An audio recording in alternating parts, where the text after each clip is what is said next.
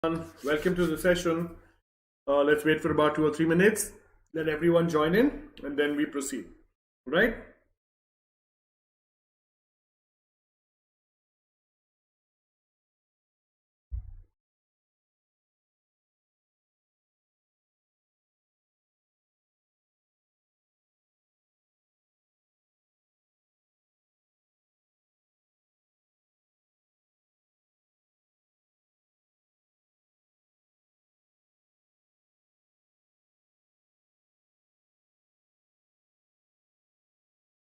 Let's wait for about 2 or 3 minutes. And then we start off.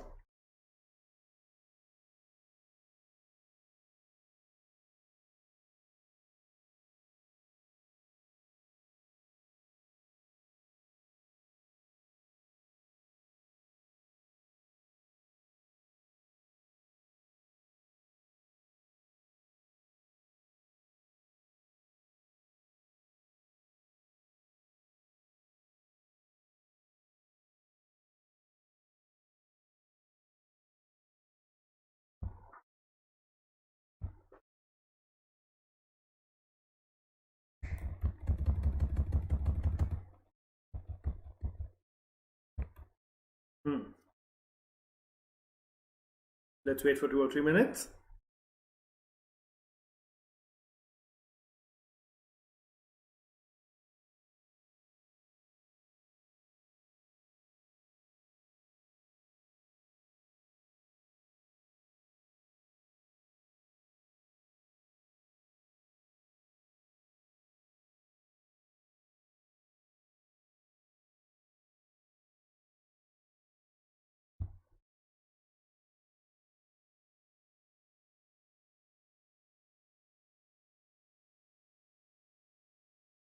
Come on, everyone. Let's wait for everyone to join in and then we start.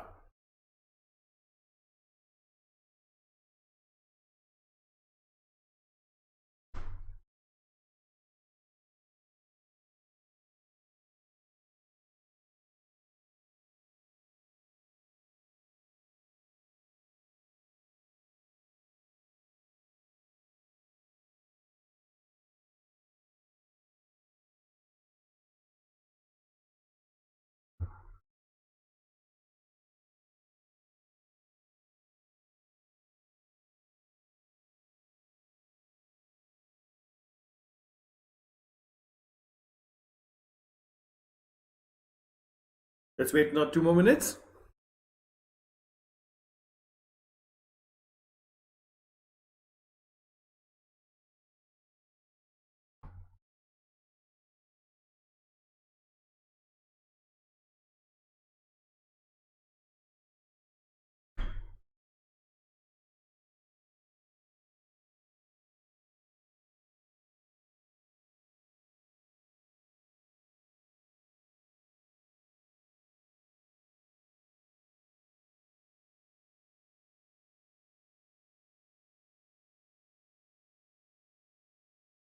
Okay, 2 more minutes. Let's start the session.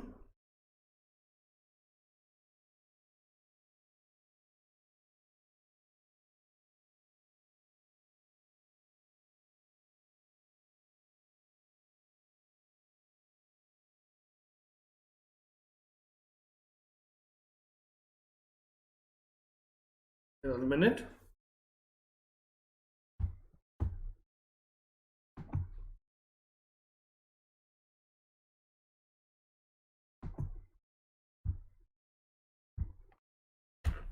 Yes, settle down, everyone, quickly. Let's start the session.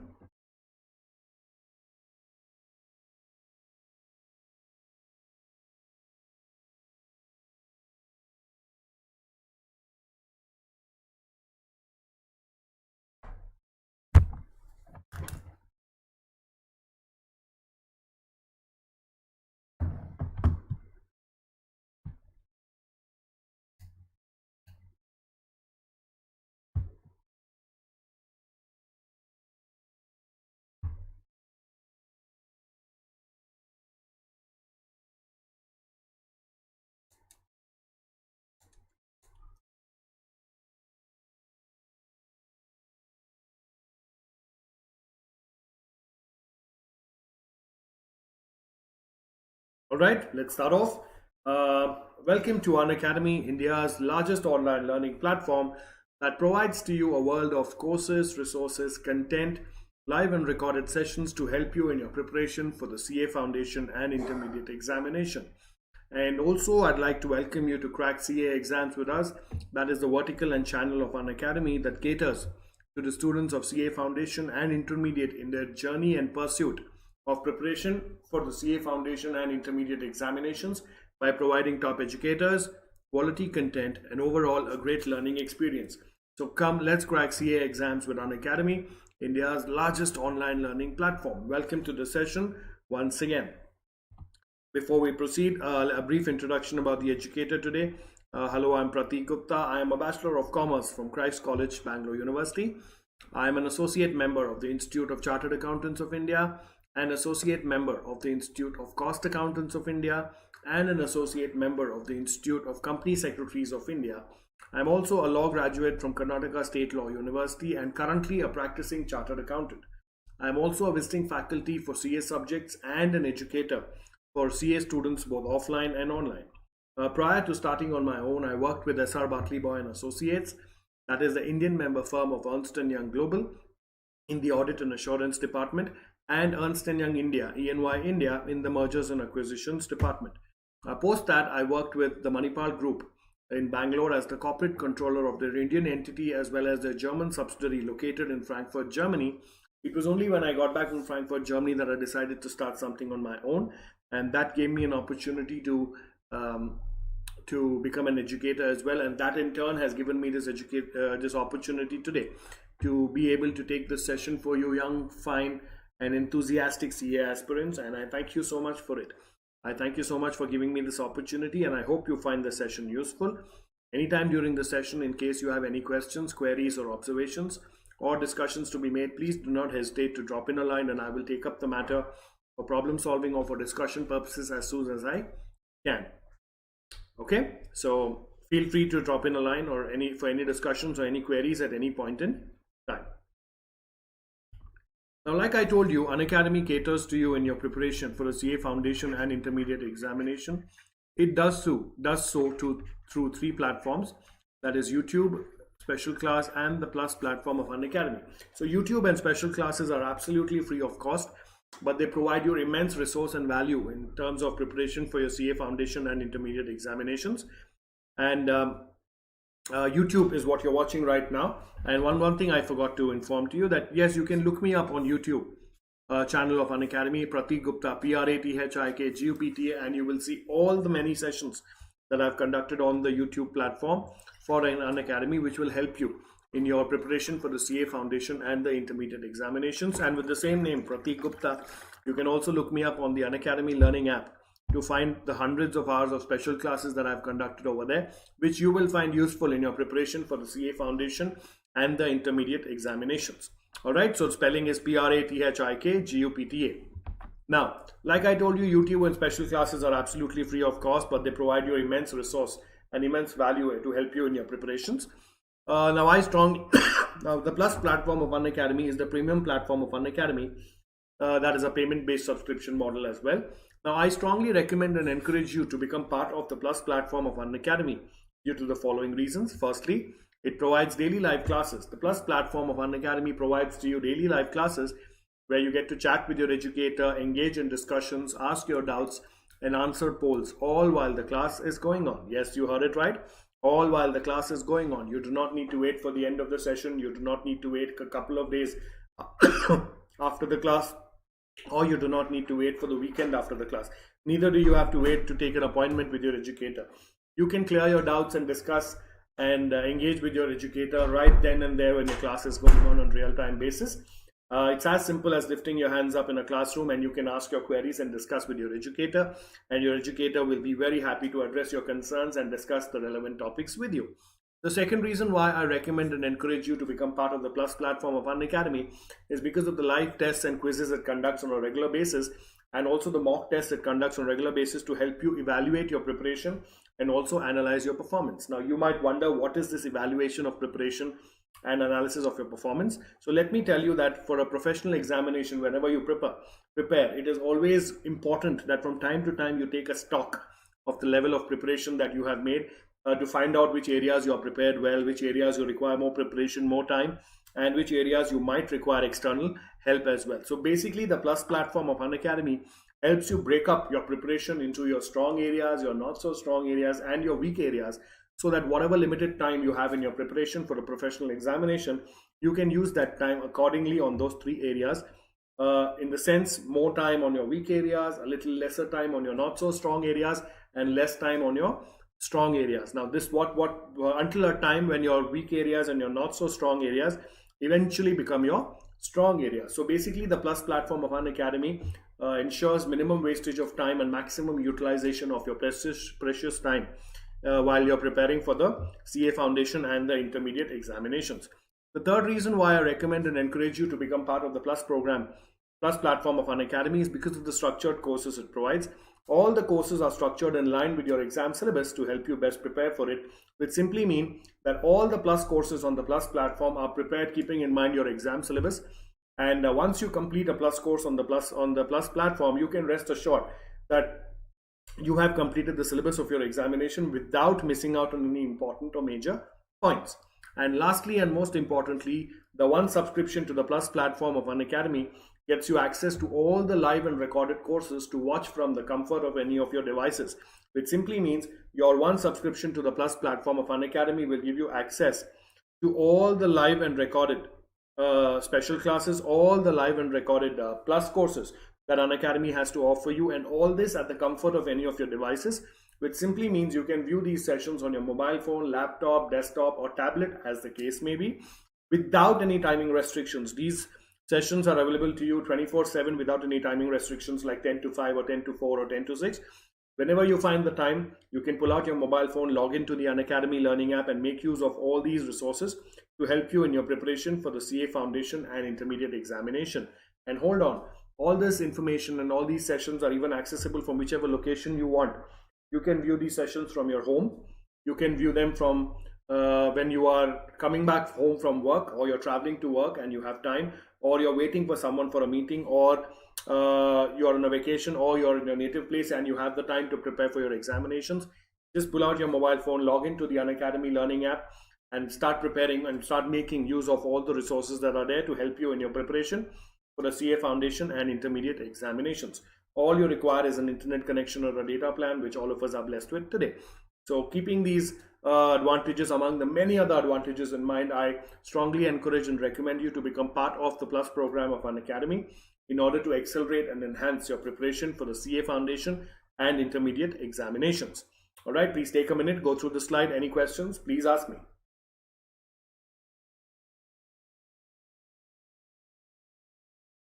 Any questions, please ask.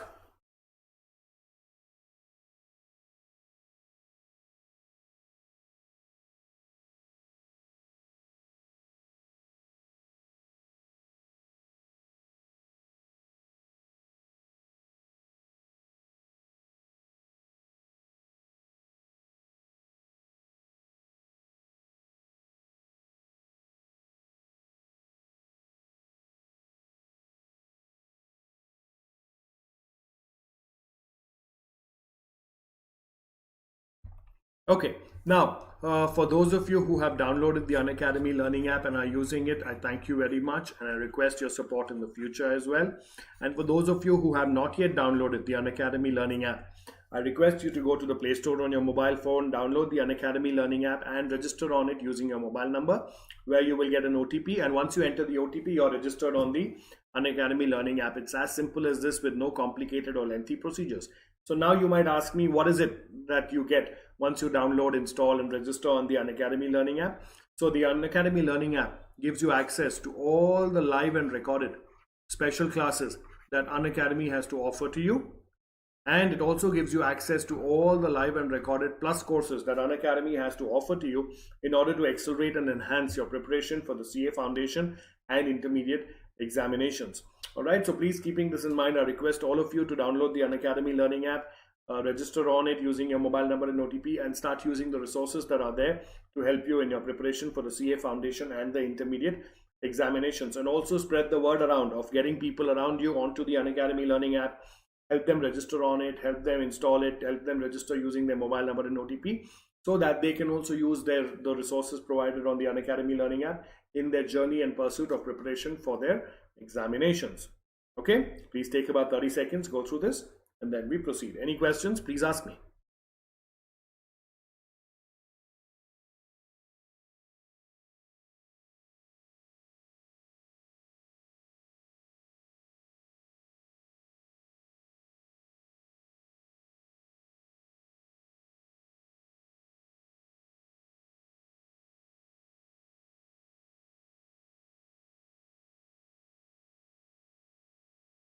Take about a minute. Any questions, please ask.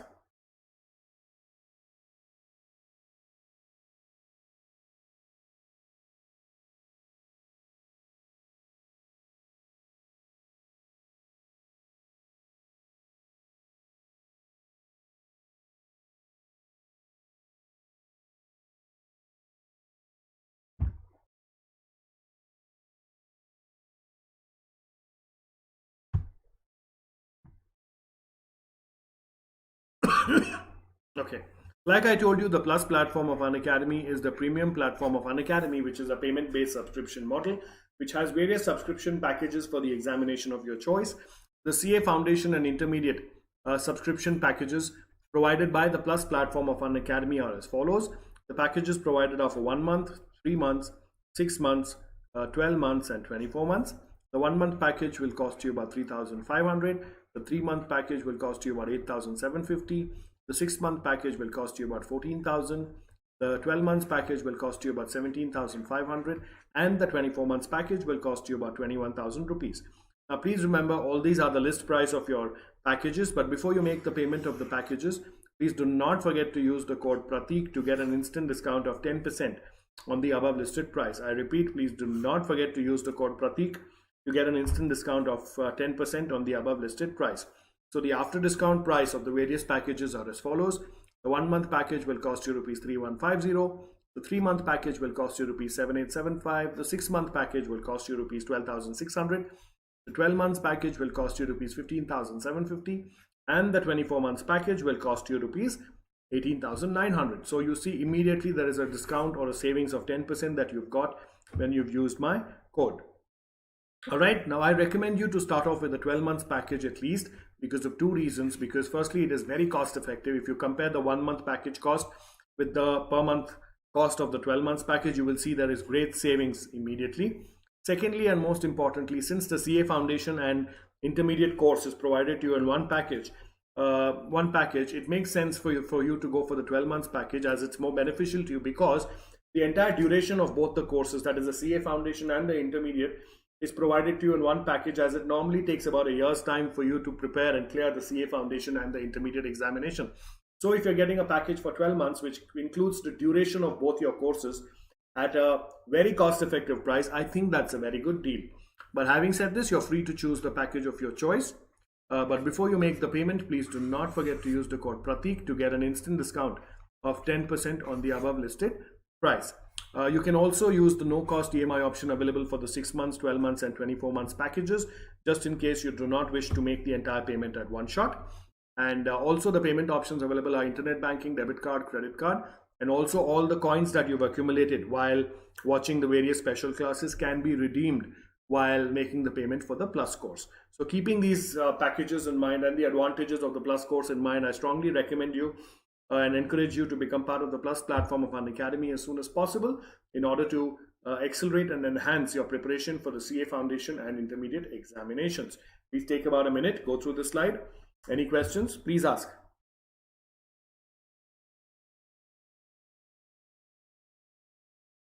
Any questions, please ask.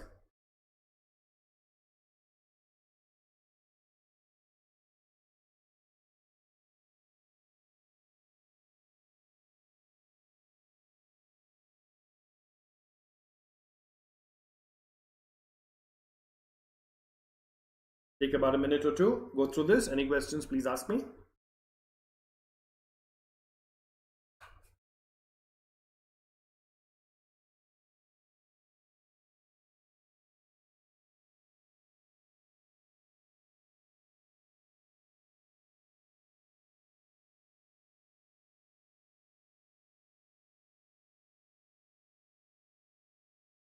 Take a minute more. Any questions, please ask me.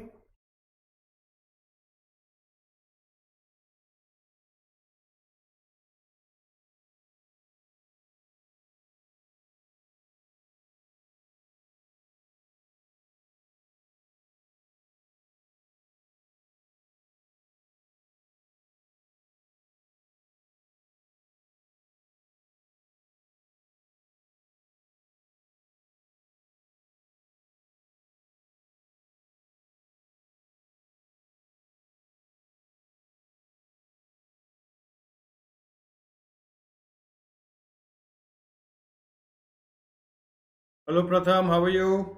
Nice to see you. How are you doing?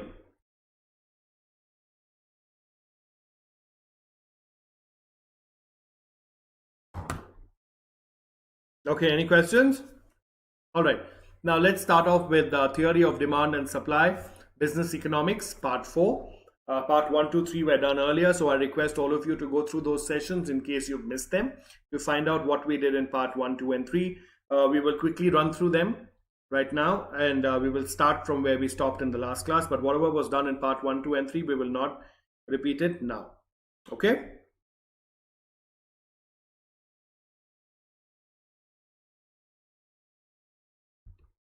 So we did what determinants of demand, price of commodity, price of related good, income of consumers, taste and preference of consumers, other factors, consumers' expectations. There we discussed each point in detail.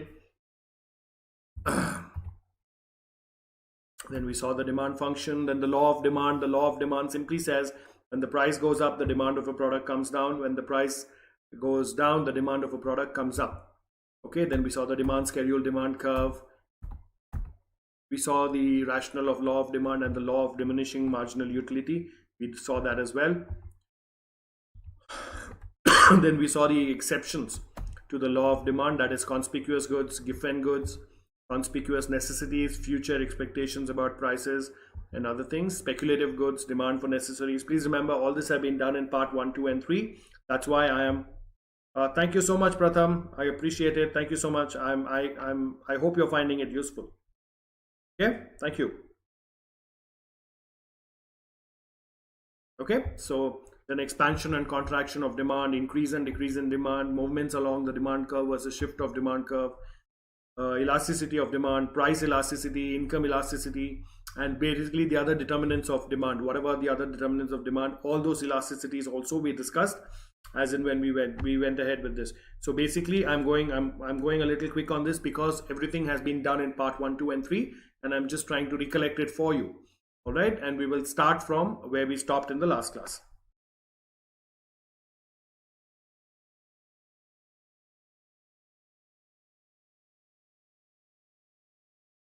Okay, then this was about price elasticity. So price elasticity simply means whenever there is a certain amount of change, percentage change in the price, what is the corresponding percentage change in the demand? Okay, similarly, whenever there is a corresponding change, percentage change in the income of the consumer, what is the corresponding change on the demand? So that is what you mean by price elasticity. Okay, so we saw all this interpretation of the numerical values of demand, elasticity of demand. It can be less than 1, equal to 1, or more than 1. Okay, these were the diagrams. Then we saw the elasticity measures. When the elasticity is 0, it means it is perfectly or completely inelastic. That means any change in the price does not result in change in the corresponding demand. When the elasticity is greater than 0 but less than 1, it means the increase in demand is not proportionate to the increase in price. Okay, so it is also relatively inelastic. When it is 1, that means if there is whatever change is there, percentage change is there in the price, that much percentage change is there in the demand. So it is 1. Okay, unit elasticity. When it is greater than 1 but less than infinity, it means if there is a 1% change in price, there is a more than 1% change in the demand. Okay, so it is elastic, and infinity means infinitely the demand of a particular amount per product goes up if the price is slowly or price is even decreased by a small amount. So it becomes perfectly or infinitely elastic. Okay, it's very important concept. You need to know about this from the exam point of view as well. Okay, anyway, just take about 2 minutes on this because it's an important slide about elasticity, and then we continue.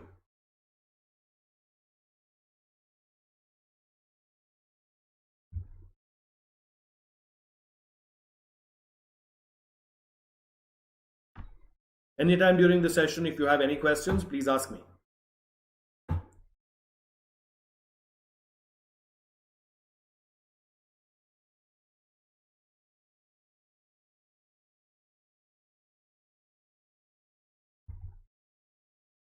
Okay, we discussed about all this: determinants of price, elasticity of demand, availability of substitutes, position of a commodity in consumers' budget, nature of the need that the commodity satisfies, number of uses to which a commodity can be put, time period, consumer habits, tight demand, price range, income elasticity of demand, like how price is a factor that determines demand. Income of the consumer is also one of the factors that determines demand. So the income elasticity, the formula is percentage change in demand divided by percentage change in income. Similarly, price elasticity was percentage change in demand divided by percentage change in price. And similarly, you can calculate the elasticity of the other determinants of demand as well. All right.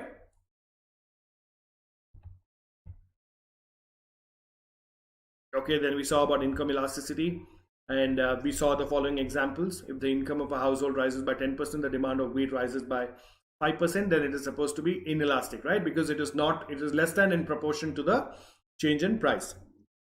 Okay, so we quickly went through this. Cross elasticity of demand is the cross demand between complementary and substitute goods.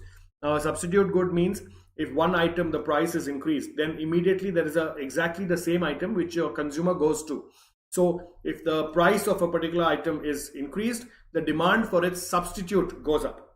Okay, so that is the cross elasticity of demand. Similarly, when we are looking at complementary goods are goods that come in a package. Okay, like ink and pen, car and petrol. Okay, all these, and tea and coffee. So all these things are complementary goods. So if the price of one of the items in a combination is increased, the demand for the other item falls, which is quite contrary to a substitute goods. Okay.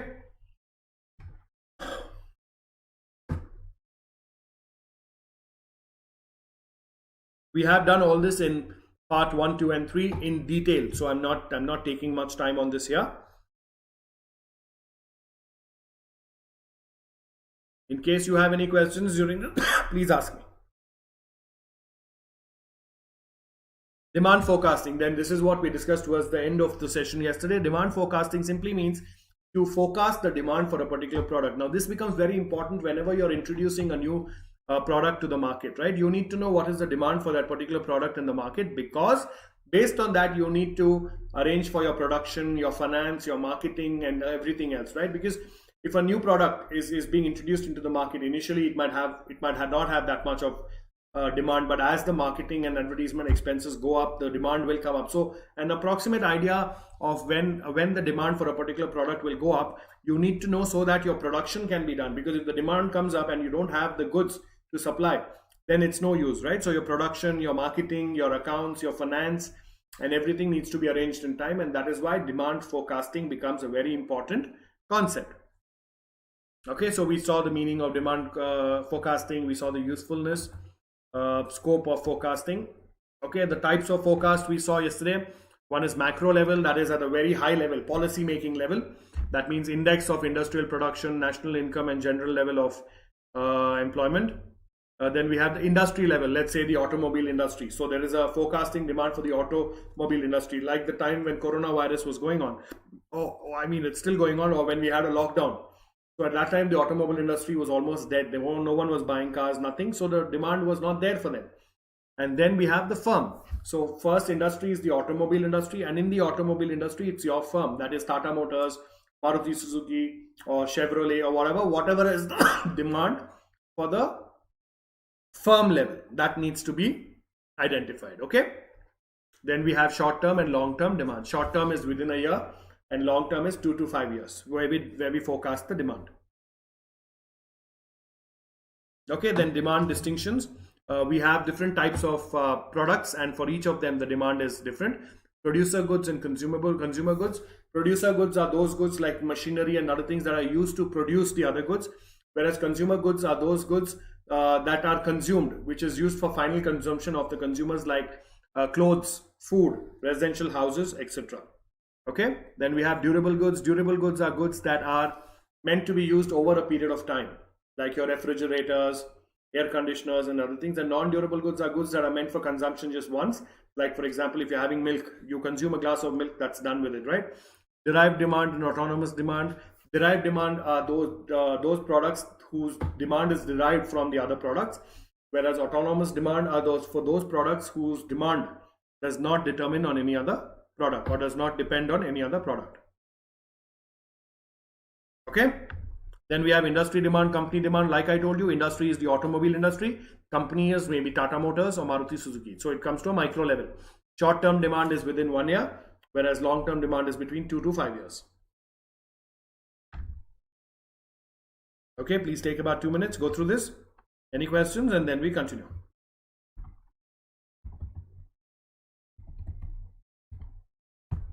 Take about 2 or 3 minutes, go through this.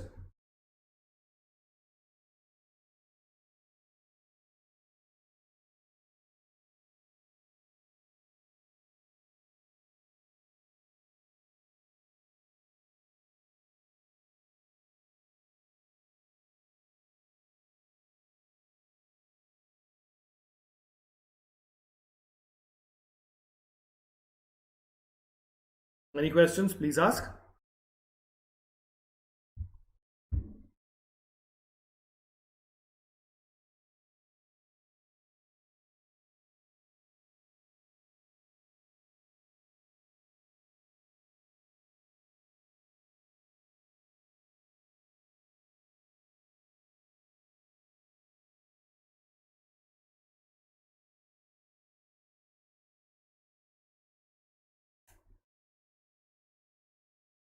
Take about a minute more. Any questions, please ask. We've done this in part 1, 2, and 3, but I want you to go through them. It's important concepts.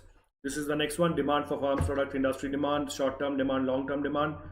Please take 2 or 3 minutes, go through this.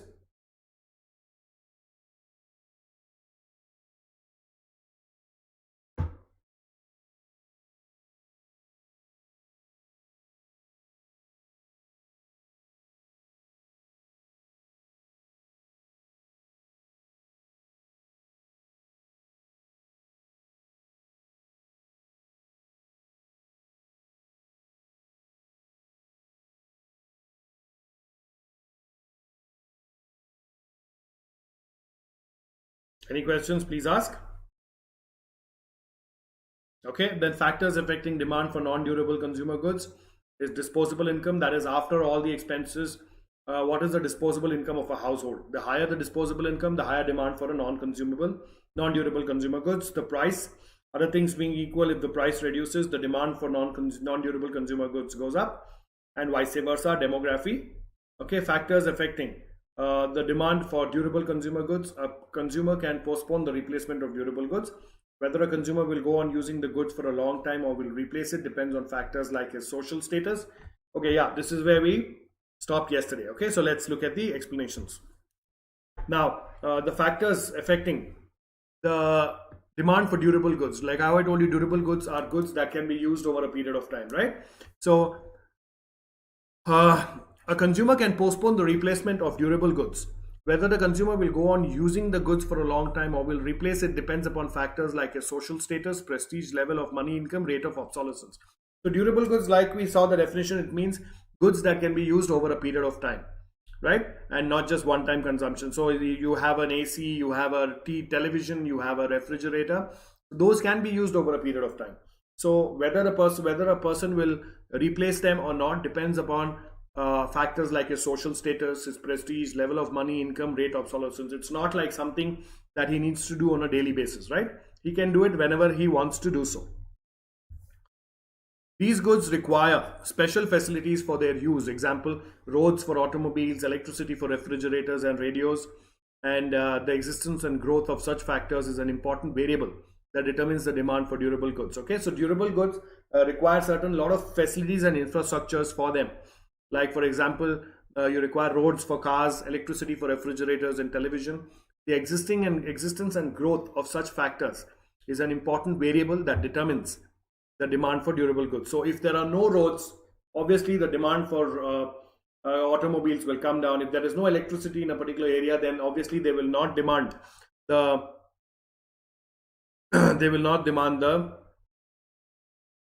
They will not demand the other factors like your refrigerators, televisions, and other things. Okay, and as consumer durables are used by more than one person, the decision to purchase may be influenced by family characteristics like income of the family, size, age, distribution, and sex composition.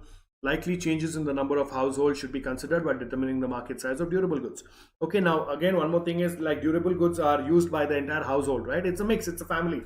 There might be a husband, wife, children, boys, girls in the house. So the demand for durable goods depends on a lot of things like the income of the family, size of the family, age distribution, sex distribution, how many boys, how many girls in the house, how many male, female. Likely changes in the number of households should be considered while determining the market size of durable goods. So these are a few of the factors that affect the demand for durable goods. There are more of them, but please take about 2 or 3 minutes. Go through these. Any questions? Please ask me. Any questions? Please ask.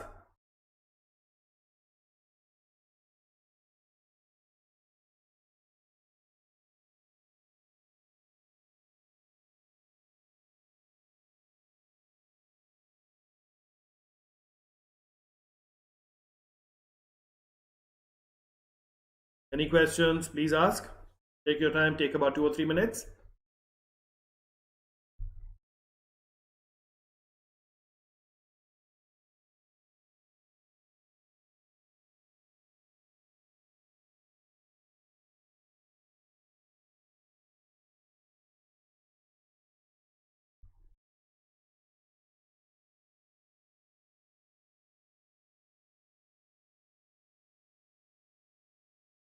Any questions? Please ask me.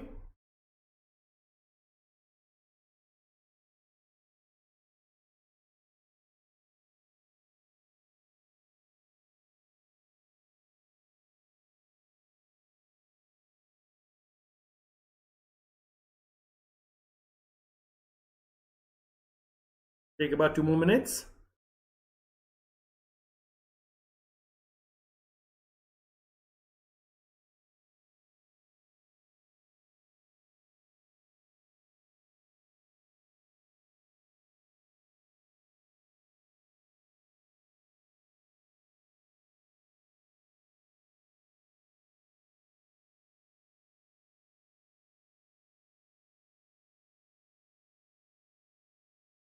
Take about a minute more. Any questions? Please ask me.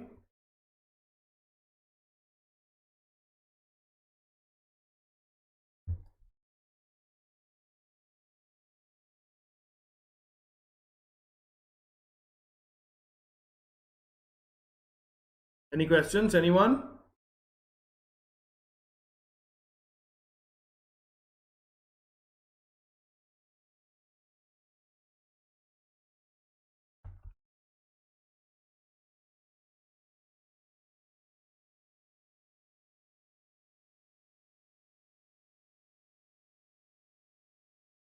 Okay, then the next method is the replacement method.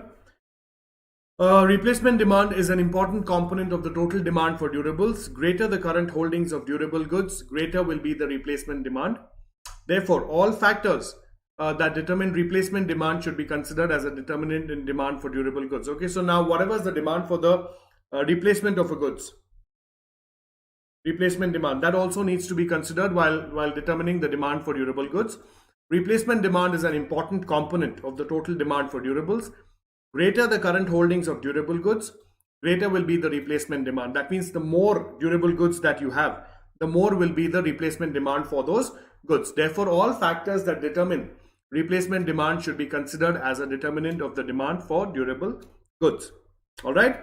Then the next point we have is demand for consumer durables is very much influenced by their prices and credit facilities available to them. Now, normally durable goods, durable consumer goods are on the expensive side, like refrigerators, televisions, air conditioners. So the demand for them is influenced by their prices as well as the credit facilities that are available to buy them. So the lesser the prices of consumer durable goods and the better credit facilities available to buy them, the more demand will be there. So for example, when you go to a lot of these outlets like Chroma, Ezone, Pi and other things, when you go to buy a refrigerator or an air conditioner, they also have a finance scheme for them, that easy EMIs and loan and options and other things, right? So that is the reason why that is done in order to increase their demand for a particular product. As to the more competitive the prices are and the better the credit facilities available to the customer, and that's why they provide those credit facilities right to the customer at their doorstep, at the doorstep of the shops, right? So when the customer is uh, thinking about buying a product, that they're like, sir, there is an easy finance scheme available also, you need to sign this document and so and so, and then you get your um, product. So the price and the credit facilities available also determine the demand for consumable goods. Factors affecting the demand for producer goods.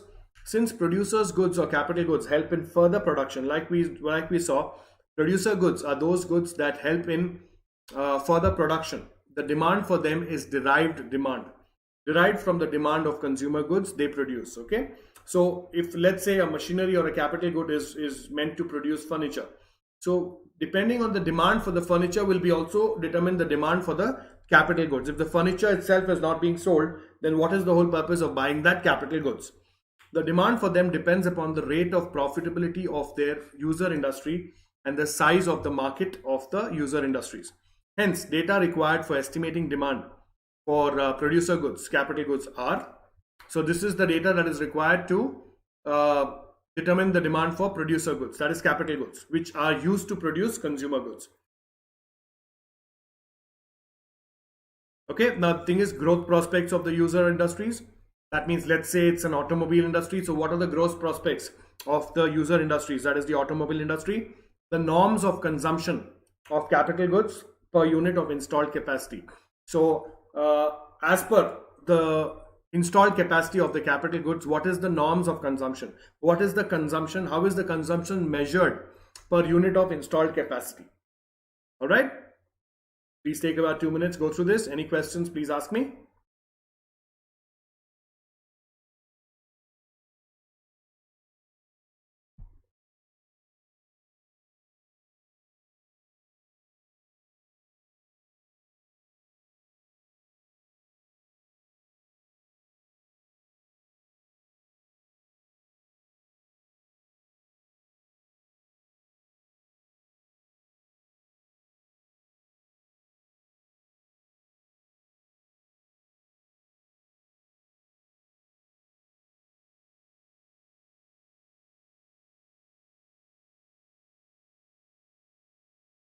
Take about 2 more minutes.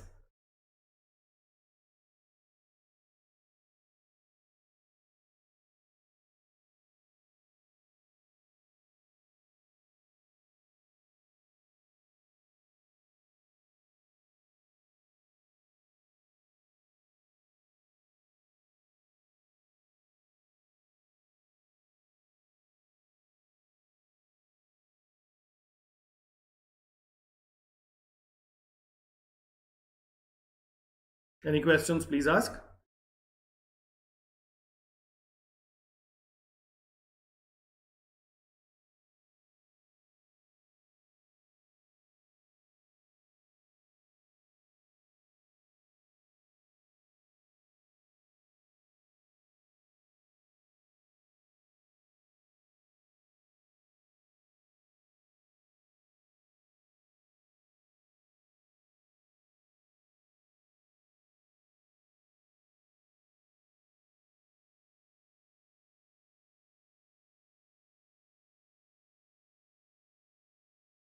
Take about a minute more.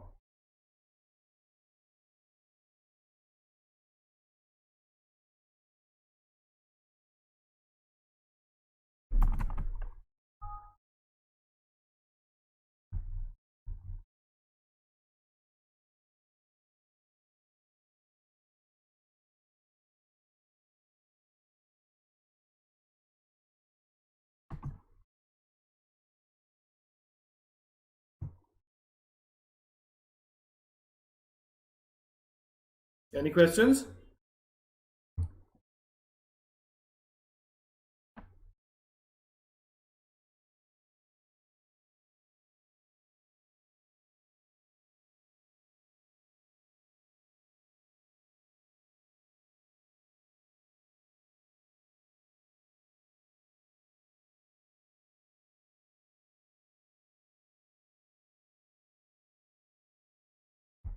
Okay.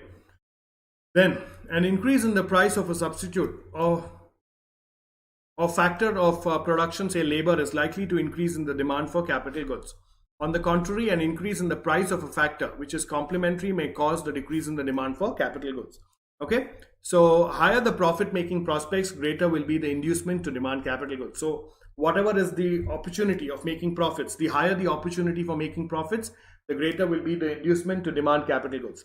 If firms are optimistic about selling a higher output in future, they will have greater incentive to invest in producer goods. Advances in technology enabling higher efficiency at reduced cost on account of higher productivity of capital will have a positive impact on investment in capital goods.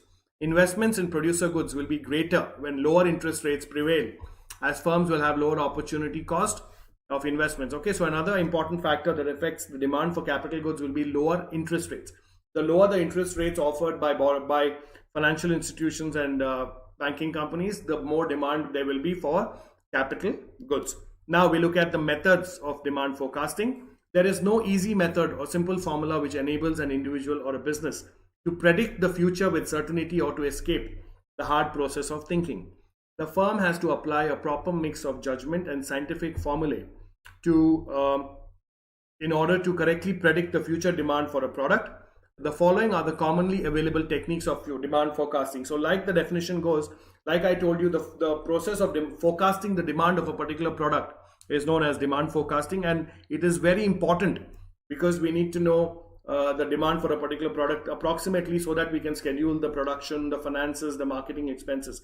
But please remember, the demand forecasting is not an easy thing to do. There is a lot of calculation, there is a lot of work that goes into it, and to correctly predict the future demand for a product.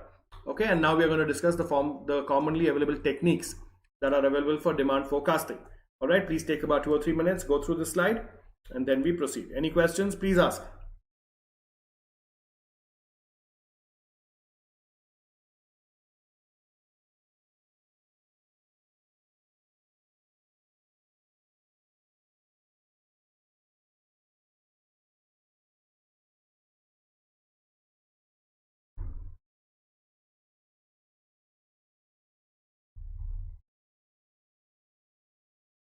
Any questions, please ask.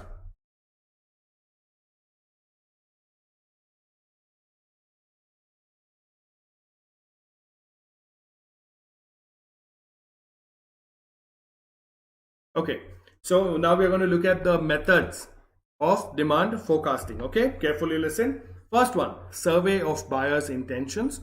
Okay, so now the first method, before I go into the details of this, now it is a survey. Now all of us know what a survey is, right? A survey is a questionnaire that is normally conducted to know the consumer preferences or to know what the customer will like or what the customer will prefer and what he will not. Okay, so that is another form of, that is a one method of demand forecasting. So let's read that. A survey of buyers' intentions. The most direct method of estimating demand in the short run is to ask customers what they are planning to buy during the forthcoming time period, usually a year. This method involves direct interview of potential customers. Hi Sai. Yes, Sai, I will be taking classes for 2021 May attempt as well. Yes. Which subject are you looking at? Or are you looking at all the subjects? Pradeep?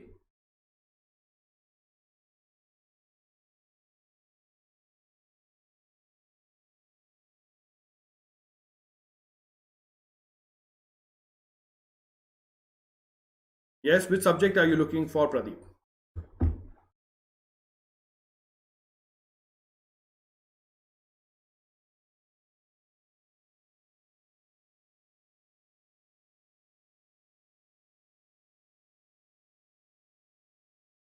Yes. Which subject, Pradeep? Yes, I will be taking sessions for them as well. And are you on the Unacademy Learning app, Pradeep? Have you registered yourself on the Unacademy Learning app?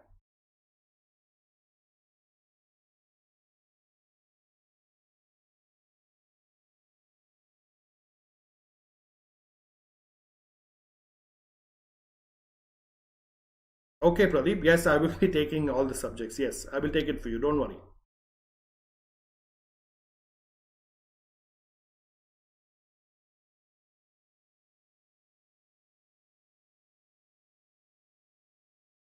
Okay, so let's continue. This method involves direct interview of the potential customers. Depending on the purpose, time available, and the cost to be incurred, the survey may be conducted by any of the following methods. Okay, what are the methods? First one, complete enumeration method, where nearly all potential customers are interviewed about their future purchase plans. Sample survey method, under which only a scientifically chosen sample of potential customers are. Yes, are you there on the Unacademy Learning app, Sai Pradeep? Are you there? If you are there, also there are a lot of special classes of mine that are there, hundreds of hours of special classes which you can use for your preparation. Okay, in case you're not there, you need just go to your Play Store, download the Unacademy Learning app, register using your mobile number and OTP, and you can watch all my sessions. You need to look for Prathik Gupta, Prathik Gupta. All right, Sai?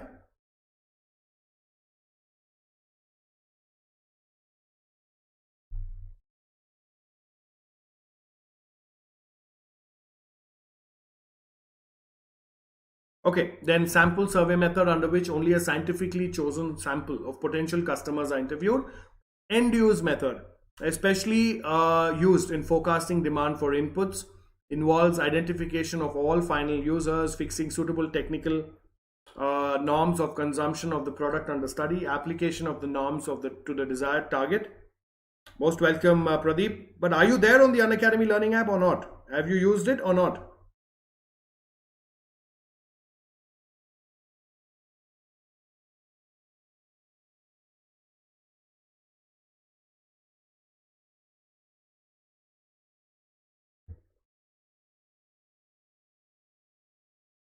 Are you there?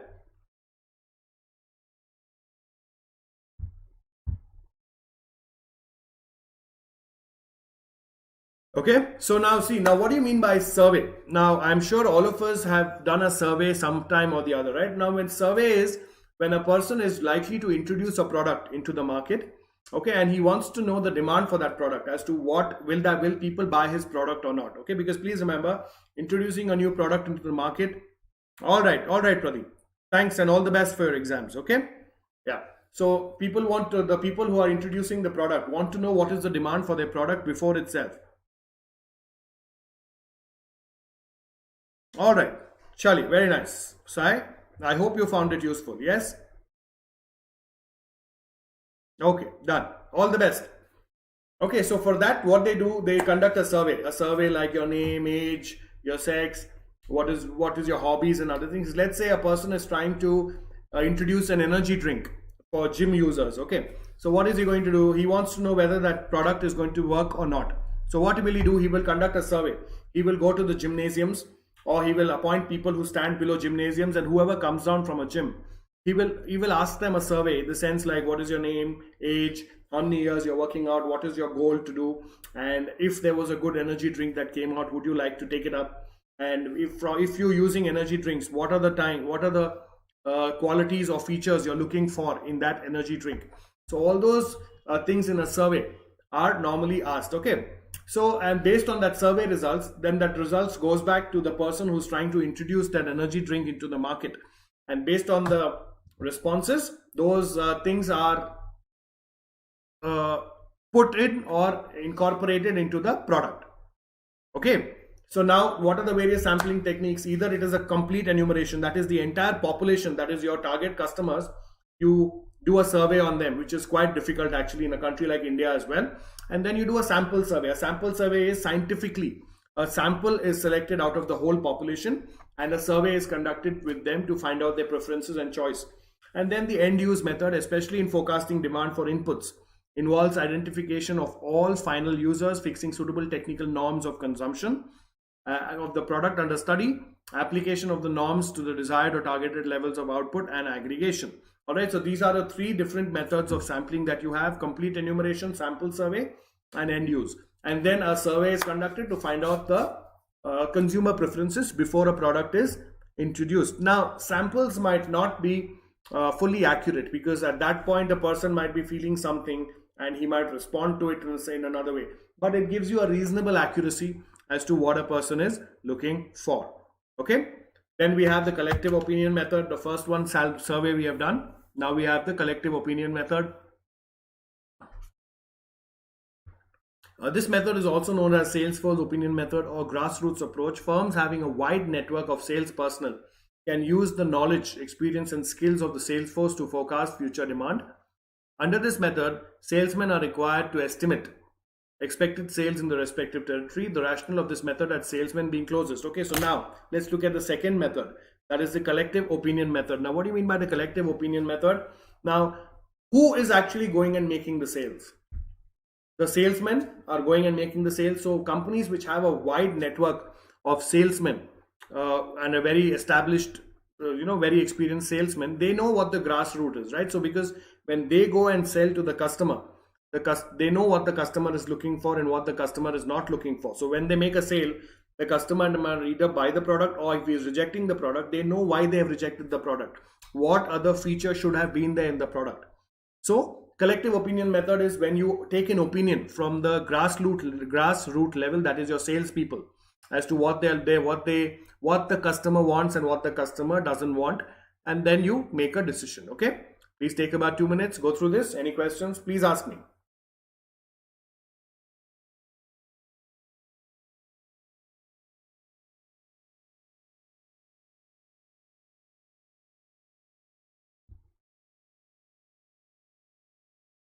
Anyone, any questions, please ask me. Take about 2 or 3 minutes, go through this.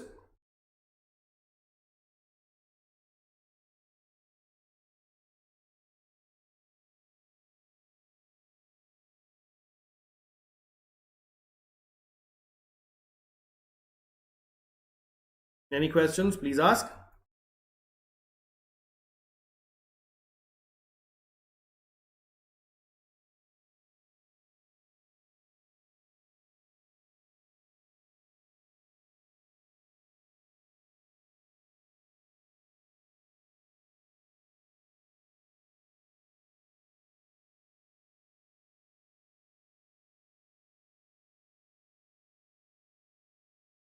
Take 2 more minutes. Any questions, please ask me.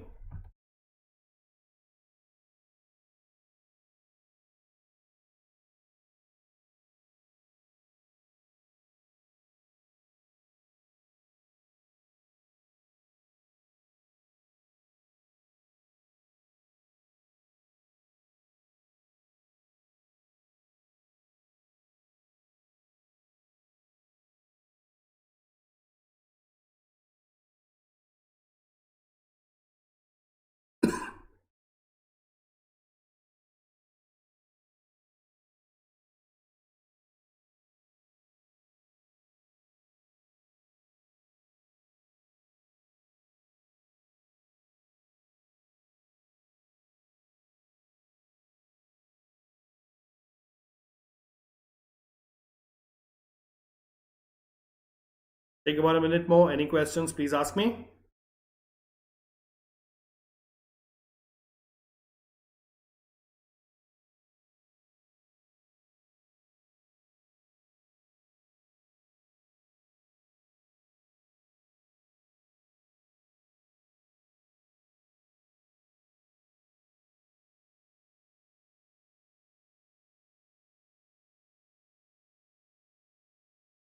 Any questions, please ask.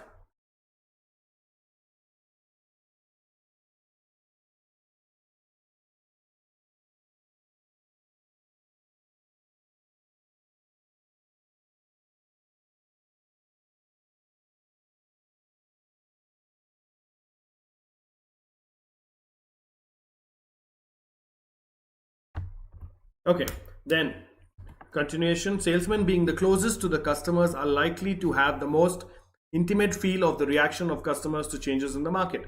Okay, these estimates of salesmen are consolidated to find out the total estimated sales. These estimates are reviewed to eliminate the bias of optimism on the part of some salesmen and pessimism on the part of others.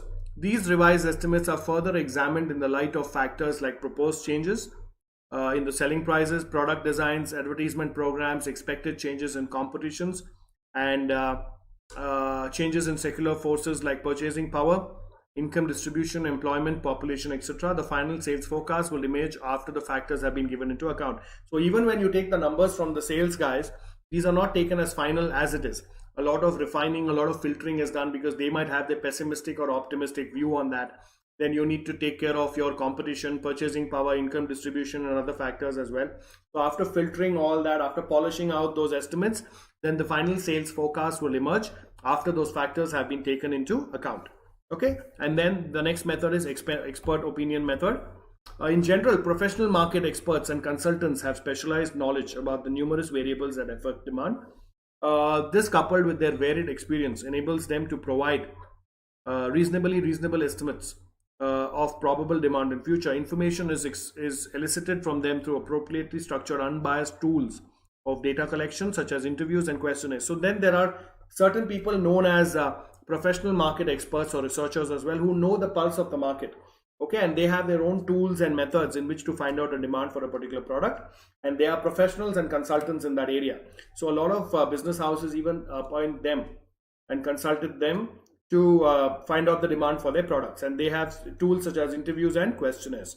All right, please take about 2 or 3 minutes, go through this, and then we proceed. Any questions, please ask.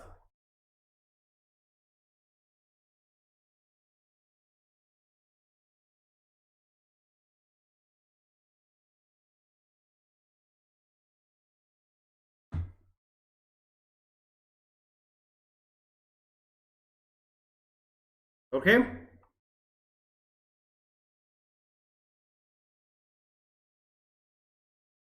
Then next we have the statistical method.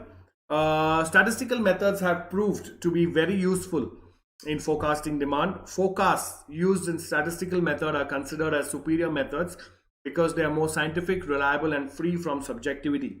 The most important statistical methods of demand forecasting are, okay, so in addition to the previous things that you have, the surveying, interview method, market researchers, etc. method, there are statistical methods, and these are scientific methods. Now, because they are scientific methods, they are more reliable than the other methods. Now, statistical methods have proved to be very useful in forecasting demand. Forecasts using statistical methods are considered as superior methods, right? Because there is no much of optimism or pessimism involved, and what the number comes, that's what they give.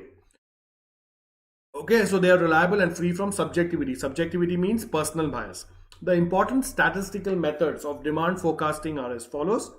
A trend projection method. This method, also known as classical method, is considered as a naive approach to demand forecasting. A firm which has been in existence for a reasonable long time would have accumulated considerable data on sales pertaining to different time periods. Such data, when arranged chronologically, yields a time series. The time series relating to sales represent the past pattern of effective demand for a particular product. Such data can be used to project the trend of the time series. The trend projection method assumes that factors responsible for the past trend in demand will continue to operate in the same manner and to the same extent as they did in the past in determining the magnitude and direction of demand in the future. The popular techniques of trend projection based on time series are graphical method, fitting trend equation, or least square method. Okay, now let's go through this. Now, the first statistical method is a trend projection method. Now, what do you mean by a trend projection method? A trend projection method means a company or an organization that has been in existence for a reasonable period of time and it has some history of data. So you plot and graph the data that during this month this was the demand, during this month this was the demand, and then based on the past data you predict the future demand forecast of the organization. So this trend projection relies on past data to determine the future demand or the future forecast of a product, and it assumes that the same conditions that existed in the past will exist in the future as well. So the popular techniques of trend projection based on time series data are graphical method, fitting trend equation, or least square method. Okay, please take about 2 or 3 minutes, go through this. Any questions, please ask.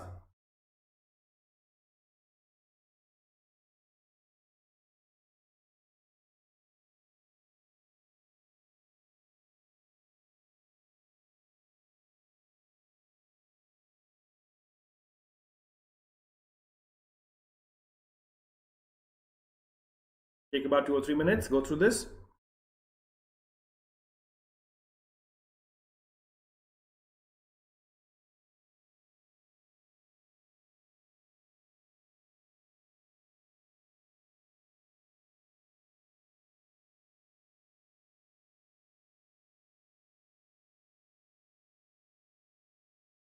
Any questions? Please ask.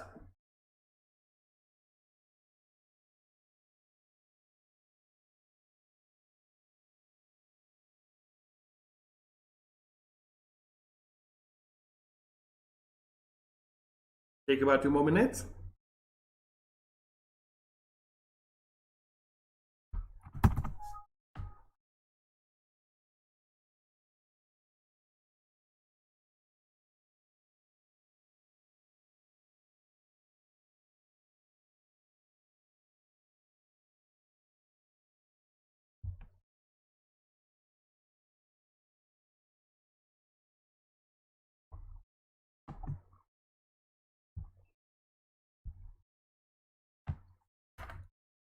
Any questions?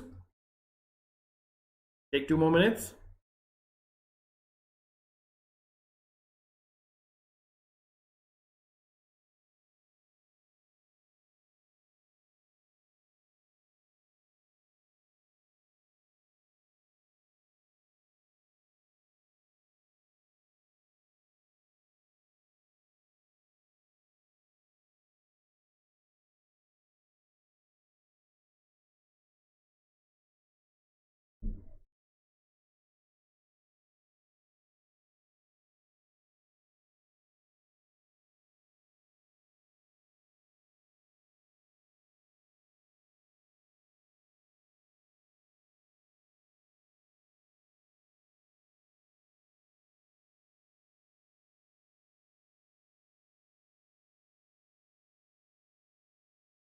Okay, so let's go to the first method. Graphical method. This method, also known as freehand projection method, is the simplest and least expensive. This method involves plotting of time series data on a graph paper and fitting a freehand curve to it, passing through as many points as possible. The direction of the curve shows the trend. The curve is extended into the future for deriving the forecast. The direction of this freehand curve shows the trend. The main drawback of this method that it may show the trend, but the projections made through this method are not very reliable. Okay, so basically the graphical method simply is plotting the various months or the various data on a graph, x-axis, y-axis, and then showing the movement of the graph. So the movement of the graph gives the projections, but the only drawback with this method is the projections are not very reliable. Okay, then we have a fitting trend equation, least square method. It is a mathematical procedure for fitting a line to a set of observed data points in such a manner that the sum of the squared differences between the calculated and observed rule is minimized. This technique is used to find a trend line which best fit the available data. The trend is then used to project the dependent variable in the future. This method is very popular because it is simple and inexpensive. Moreover, the trend provides fairly reasonable estimates of future demand. So quite contrary to the graphical method, the fitting trend method is a formula based method where a straight line is fit through a formula. So there is a formula, the least square method, and then using that formula you project the future trend, and this is highly reliable, less expensive, and more reliable than the graphical method. Please take about 2 minutes, go through this. Any questions, please ask me.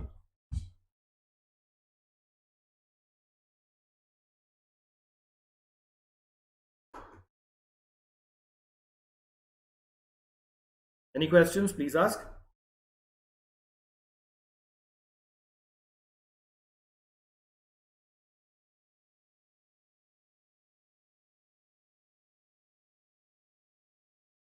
Take about 2-3 minutes, go through this.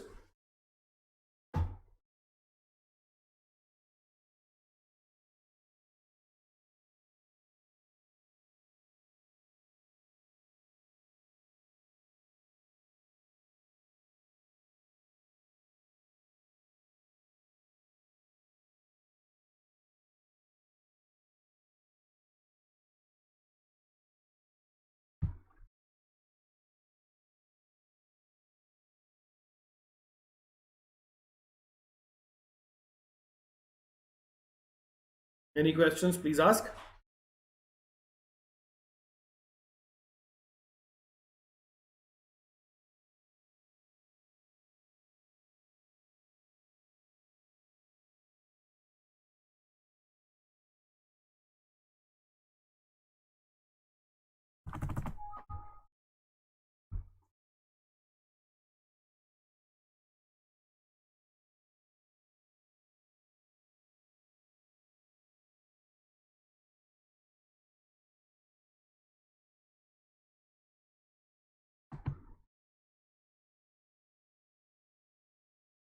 Okay.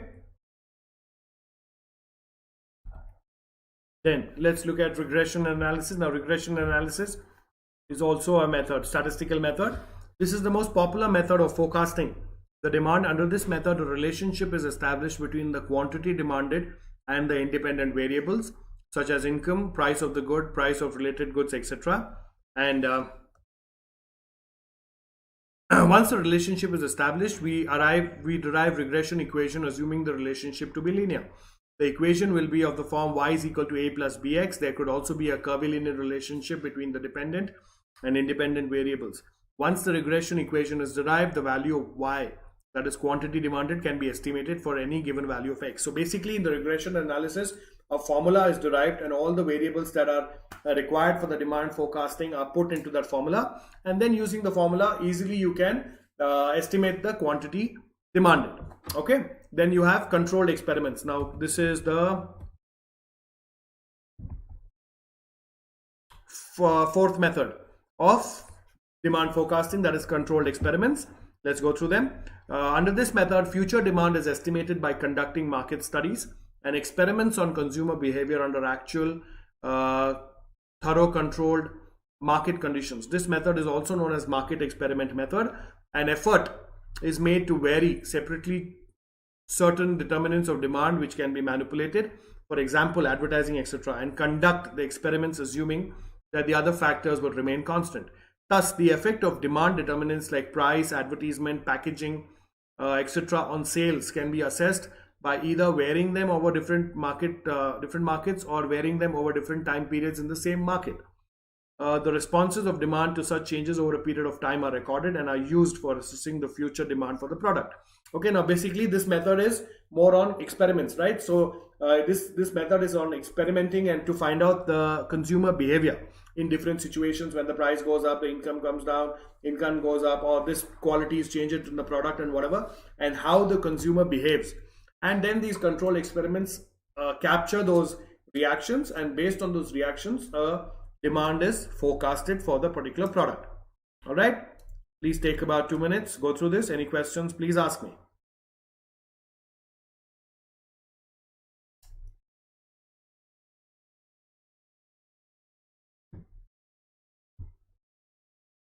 Take about a minute more.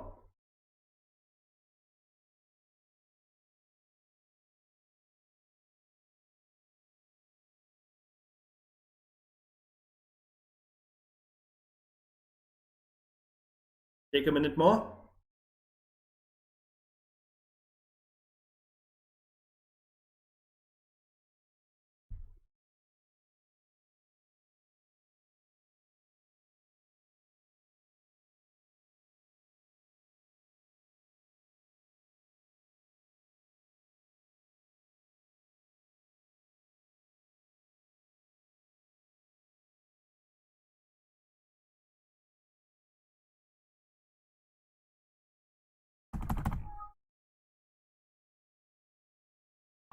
Take a minute.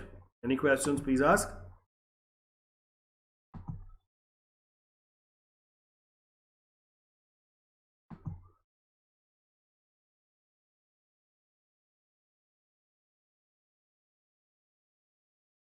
Are we done? Okay, if you're done, we would like to stop this session with this, and we will continue in the next session, that is about 10 p.m. today, in another half an hour. All right, thank you so much, and I will see you in half an hour in the next session.